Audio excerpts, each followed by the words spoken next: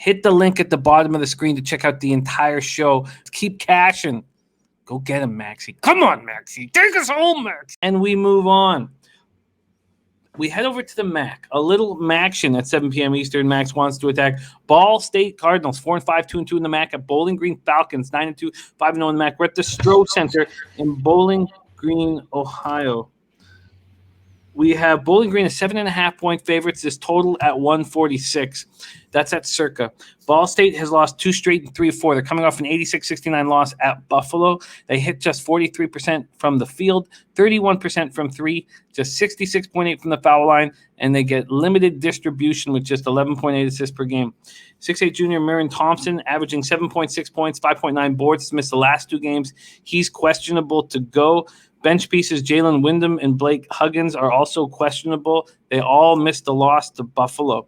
They're led by senior guards KJ Walton, who averages 17.7 points, 5.1 rebounds, and Ishmael Al-Amin, who averages 14.7 points, 3.7 assists. Bowling Green has easily walked through their 5 conference foes. They're coming off a 93-65 win at Central Michigan. They've beaten MAC opponents by an average of 20.6 points per game. They hit 45.3% from the field. They hit a gaudy 78.5% from the line. And we've talked about Justin Turner on the show, continuing to lead the way. 20.9 points, 5.4 assists, 3.9 boards. Max, Ball State, Bowling Green, let's roll. Jim, let me tell you something.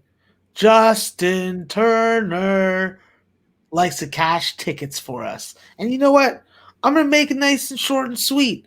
I think that with this Bowling Green team, Justin Turner is Hakuna Matata. Everything's going to be all right with him, you know? That's what it is. No problems, no worries. And I think that continues. I think the X factor for this Bowling Green team, who has started to emerge, is Caden Matheny. Caden Matheny, you know what? He's a little slow, not really as athletic, but the kid can goddamn shoot the basketball. He is a consistent, reliable, trustworthy free throw shooter and three-point shooter at 82% and 37% respectively. And with Trey Diggs and Daquan Plowden to clean up the boards, score from inside and out, and really be a nice athletic wing presence in what sometimes are some small lineups, I think that Bowling Green's going to ball. Plowden, listen, he plays like he's 7 foot, and he can score like he's 6'4". I love how he plays. It's fantastic. He's dangerous from all 3 levels. And with Trey Diggs, you know, if he gets hot from 3, you know that Justin Turner is going to find him often and more often, because that kid is capable of hitting 8, 9, maybe even 10 threes in the game. I have that kind of high hopes for his kind of offensive production. The only issue that I have with Bowling Green, and has always been an issue, is good starts. They've been able to really put me at a level of peace of mind that I can only experience after I've seen a Lady of the Night and had fluids extracted. Sure. And when it comes down to it, Bowling Green is the play for me, because what's going on with Ball State? In addition to the injuries that you mentioned, Jim, you may not have Ishmael El-Amin in this game, who only played 14 minutes and then didn't play the rest of the game. And it wasn't because of foul trouble. So I'm worried about that for Ball State. And if they don't have him in the lineup, that's your best ball handler. That's your best facilitator. He runs the transition the best, getting KJ Walton the ball. And I have to shout out the Canadian on Ball State in Ben Hendricks, who was able to come off the bench, give some production at 8 and 4 the last game.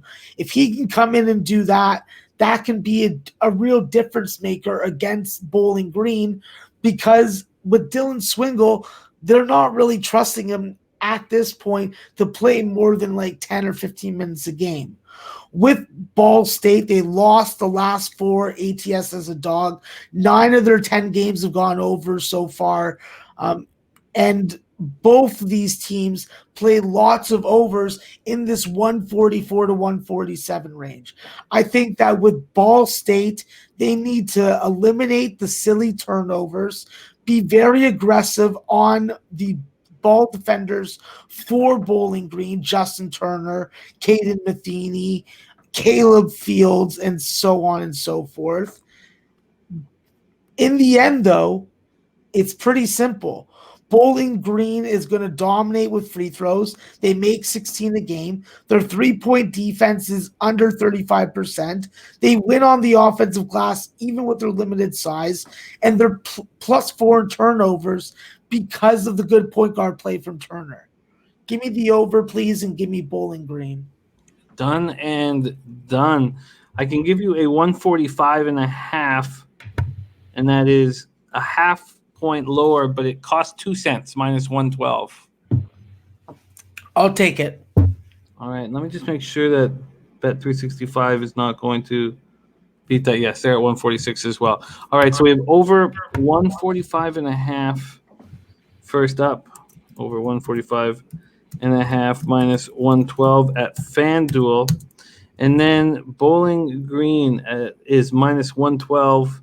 FanDuel -110 at Circa. So let's give you that. So -7.5 -110 at Circa. And when you talk about comfort level with Bowling Green fast starts at times, is this a first half that you're interested in, or you want the full game? The only fast starts that I've seen were in the two most recent games against Central Michigan. Otherwise, this team has been a team that's been explosive in second halves where they've averaged close to 49 points with a 14-point scoring margin. All right, full game it is. Full game, Bowling Green, and over 145.5 -112 in Ball State. Bowling Green, we